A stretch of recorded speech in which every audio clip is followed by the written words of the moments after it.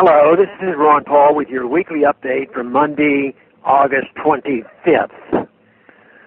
America's attention recently turned away from the violence in Iraq and Gaza toward the violence in Ferguson, Missouri.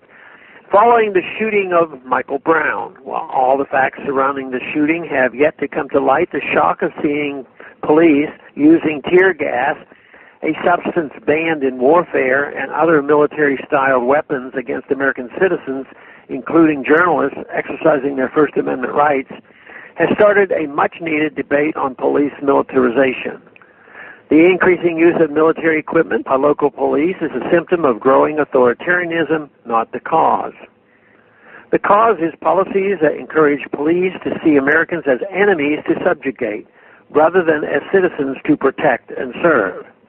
This attitude is on display not only in Ferguson, but in the police lockdown following the Boston Marathon bombing and in the Americans killed and injured in no-knock raids conducted by militarized SWAT teams.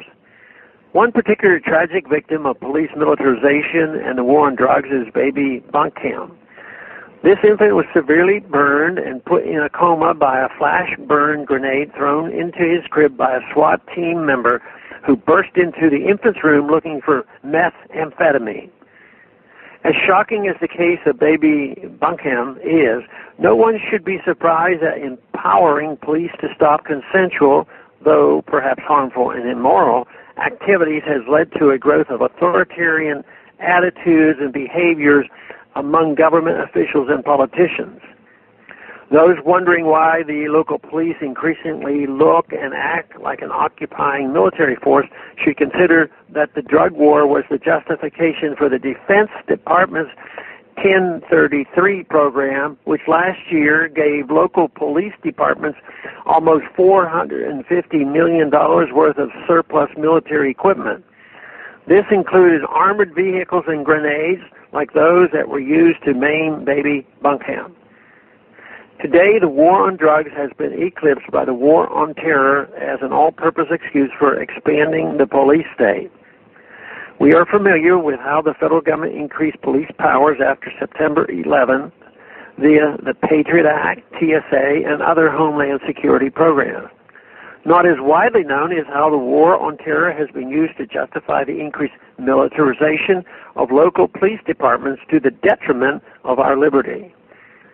Since 2002, the Department of Homeland Security has provided over $35 billion in grants to local governments for the purchase of tactical gears, military-style armor, and mine-resistant vehicles.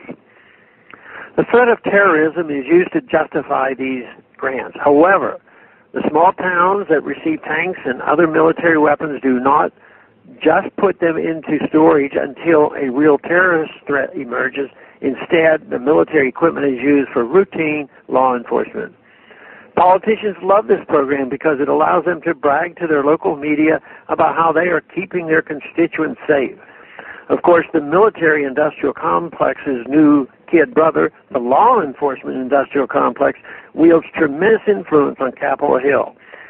Even many so-called progressives support police militarization to curry favor with police unions. Reversing the dangerous trend of the militarization of local police can start with ending all federal involvement in local law enforcement. Fortunately, all that requires is for Congress to begin following the Constitution, which forbids the federal government from controlling or funding local law enforcement. There is also no justification for federal drug laws or for using the threat of terrorism as an excuse to treat all people as potential criminals. However, Congress will not restore constitutional government on its own. The American people must demand that Congress stop facilitating the growth of an authoritarian police state that threatens their liberty. Thanks for calling this update. A new update is placed on this number, 888-322-1414 every Sunday. The written text can be found on my Ron Paul Institute website at www.ronpaulinstitute.org and on my Facebook page. Thanks for calling.